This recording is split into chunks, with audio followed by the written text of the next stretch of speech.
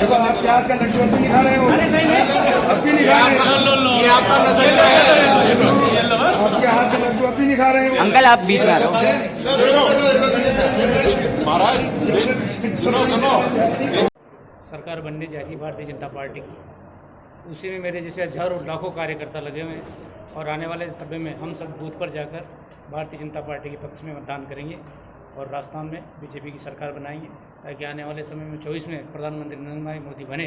उसके लिए हम काम कर रहे हैं। हम सब मिलकर भारतीय जनता पार्टी को विजय बनाएंगे। यही आपसे घटना के बाद फ्रैक्शंस देखे जा रहे थे, विरोध हो रहा था राजेंद्र फैसला का, जहाँ से आप विधायक हैं, स्थानीय निवासी हैं जहाँ के, अब किस तरह देखते हैं आप साथ आ गए हैं? कार्यकर्ता हैं, उनका मन था कह दिया, पर वो हमने उनसे बातचीत की। वे पार्टी में सब लोग मिलकर ही काम करते हैं। पार्टी सभी के हाथ से बनी हुई रहती है, एक आदमी तो कोई पार्टी बनाता नहीं। सबकी इच्छा थी कि भाई इस प्रकार मैं, क्योंकि वहाँ का पहले विधायक रहा हूँ, इसलिए मुझसे ज़्यादा अपेक्षा थी।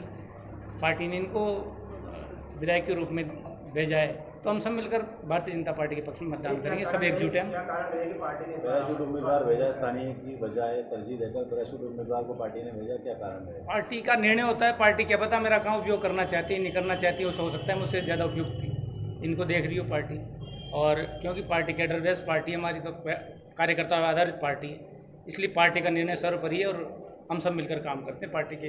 क्योंकि हमारा, जैसे अभी विदुर जी ने कहा, 13 वैभव हमारे रहे, हम दिन 4 रहे नहीं रहे, हमारा कोई वो नियम तो ये चाहते हैं कि हमारी विचारधारा आगे बढ़े और देश का जो आम तबका है, गरीब मजदूर किसान आम आदमी आगे बढ़े, और हम सब मिलकर उनके लिए काम करते हैं, ना कि हमारे व्यक्तिगत कोई पदलोलुपता या कोई विधायक सांसद या कोई मंत्री या कोई। हम पार्टी के लिए और आम आदमी के लिए काम करते हैं। हमारा क्या कारण है कि पार्टी ने इस बार आपका विश्वास नहीं जताया?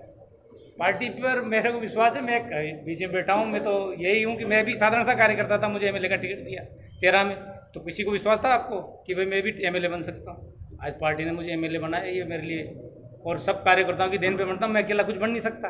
कार्यकर्ता बूथ पर गया, एक एक करके वोट दिया और 2013 में मुझे विधायक बनाया, तो मैं अपने आप को कुछ किस्मत मानता हूँ कि हो सकता है और भी हमारे ऐसे कार्यकर्ताओं उसको मौका मिलेगा आने वाले समय में। ये भारतीय जनता पार्टी का है ना, पार्टी के नाते काम कर रहे हैं ना भाई। देखो ऐसा है, पार्टी के नाते हम काम कर रहे हैं और कार्यकर्ता के नाते काम कर रहे हैं, तो मैं हूँ जो ही सब कुछ है। पार्टी सबसे बड़ी टीस थी कार्यकर्ताओं में पैराशूट उम्मीदवार, उस पर कैसे पार पाया गया, कैसे कंसोलेशन समझाई? अभी तो पार्टी का निर्णय होता है ना, पार्टी किसका उपयोग आपने कैसे समझाया है बात? कार्यकर्ता हमारे हैं, हम उनके हैं।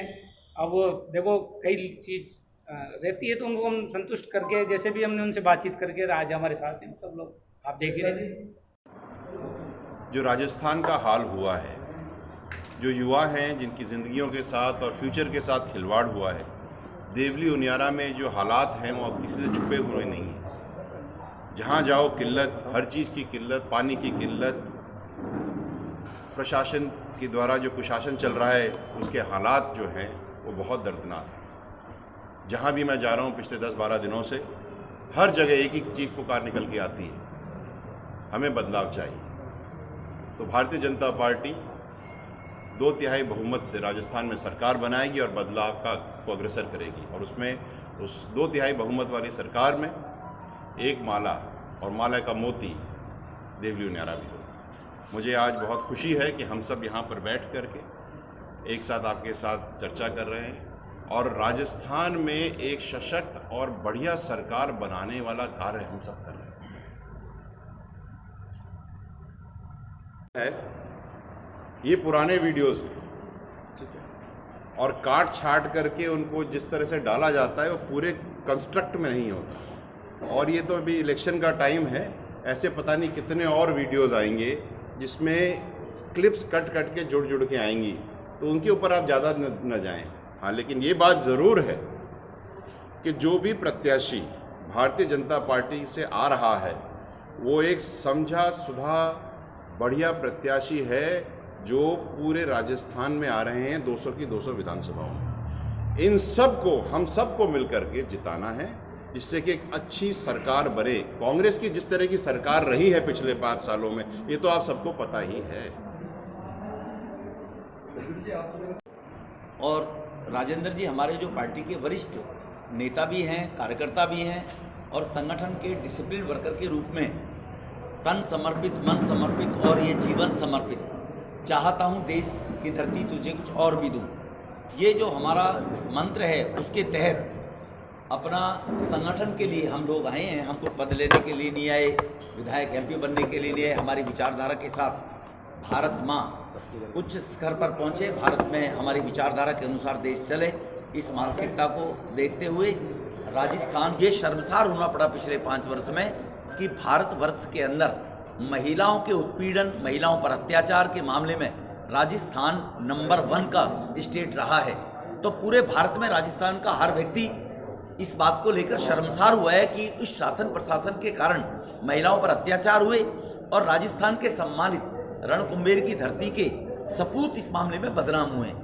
इसी प्रकार से राजस्थान में जो अव्यवस्था और भ्रष्टाचार रहा है, राजस्थान को जिस प्रकार से लूटा गया है यहाँ के विधायकों के द्वारा, मुख्यमंत्री एक ऐसा कमजोर मुख्यमंत्री रहा कि वो केवल पूरे 5 वर्ष लाग लपेट चापलूसी विधायकों की करता रहा और राजस्थान की जनता की चिंता नहीं हुई।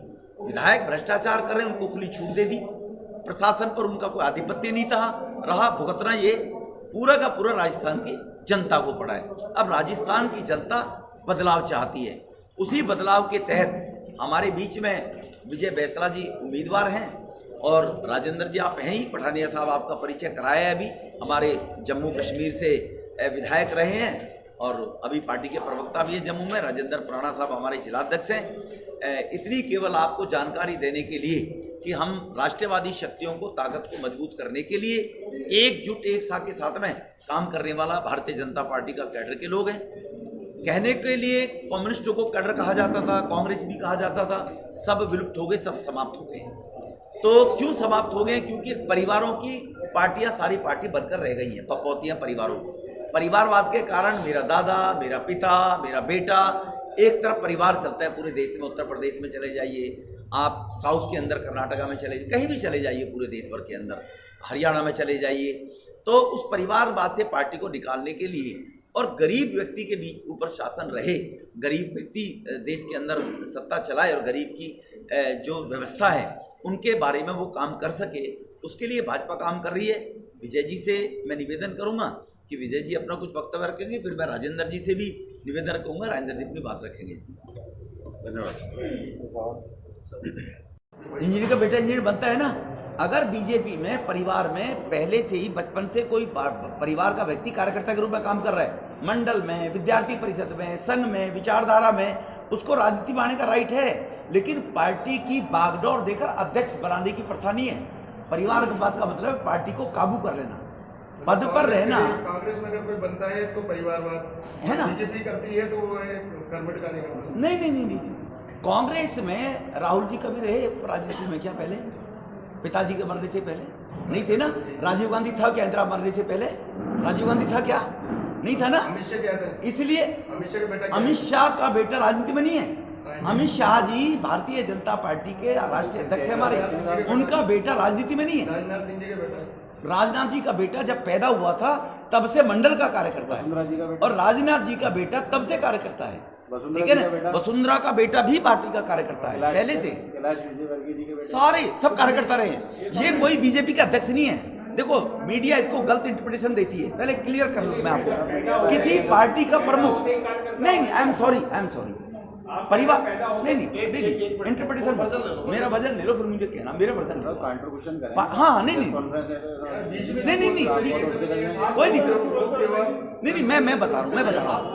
पार्टी के मतलब का, पार्टी का परिवारवाद का मतलब है पार्टी का मालिक बनना, अध्यक्ष बनना, पार्टी का सर्वे सर्वा बनना, पार्टी के लिए चुनाव लड़ना, पदों पर रहना। अगर मैंने एक शब्द किया, डॉक्टर का बेटा डॉक्टर बनता है ना, इंजीनियर का इंजीनियर बनता है ना, तो कोई जरूरी नहीं है। तो राजनीति में जरूरी नहीं है ना। अडवाणी का बेटा तो नहीं है अडवाणी जी का, अटल जी का बेटा तो नहीं है, परिवार में तो नहीं है ना। देखो ये जरूरी नहीं है। लेकिन अगर राजनीति में भी कोई राजनीति करना चाहता है, मेरा कहने का मतलब है कि राजनाथ जी पार्टी का अध्यक्ष, उनका बेटा बनेगा, फिर उनकी बहू बनेगी, ये नहीं है ना। अमित शाह जी आज पार्टी के अध्यक्ष है हमारे, नड्डा साहब का उनका बेटा अध्यक्ष नहीं बन सकता, उनकी बेटी नहीं बन सकती, उतनी पत्नी नहीं बन सकती। परिवार का बात का मतलब पार्टी को काबू करना, पार्टी को मालिक बनना, इसको परिवारवाद कहते हैं माय डियर।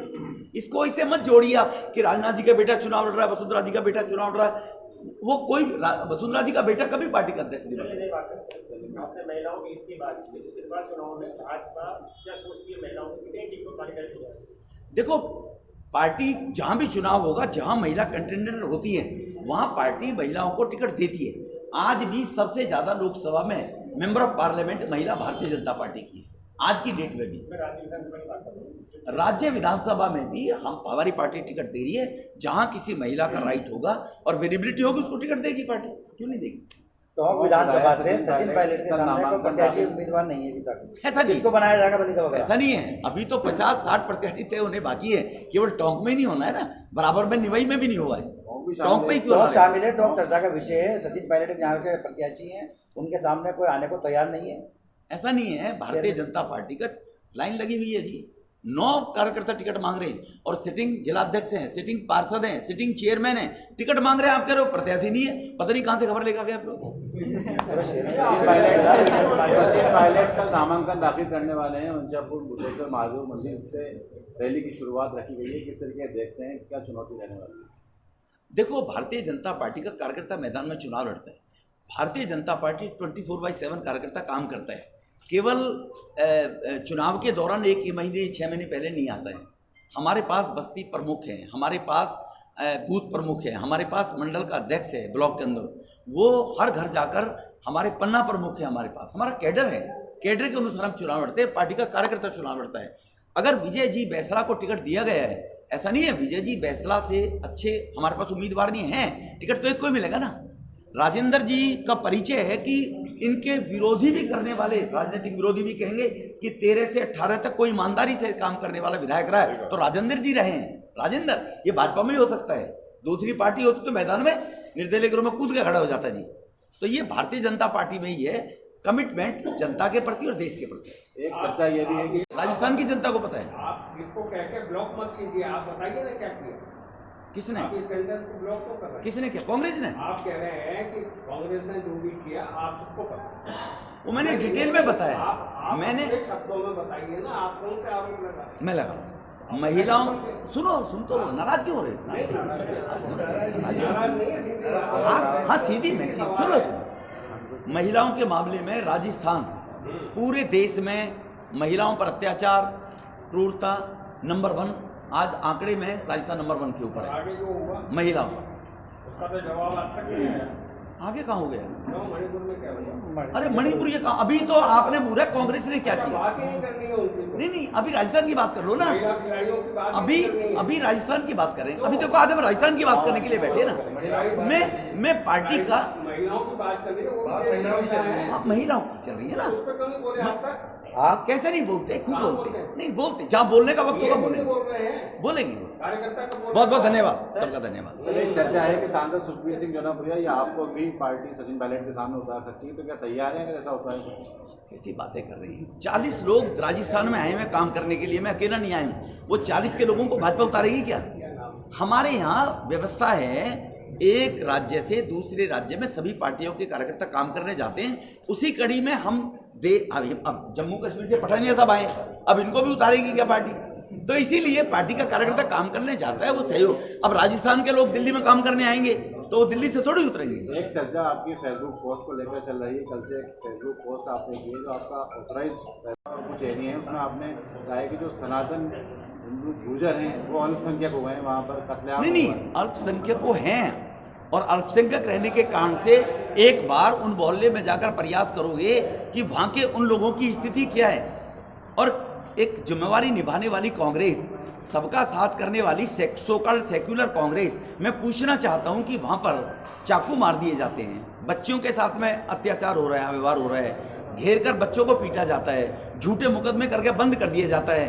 5 साल में कांग्रेस क्या करती रही, मेरी समझ से बाहर है। इसका जवाब यहाँ के टोंक के लोग अब देने वाले हैं। आपका बयान है सांसद वाला जो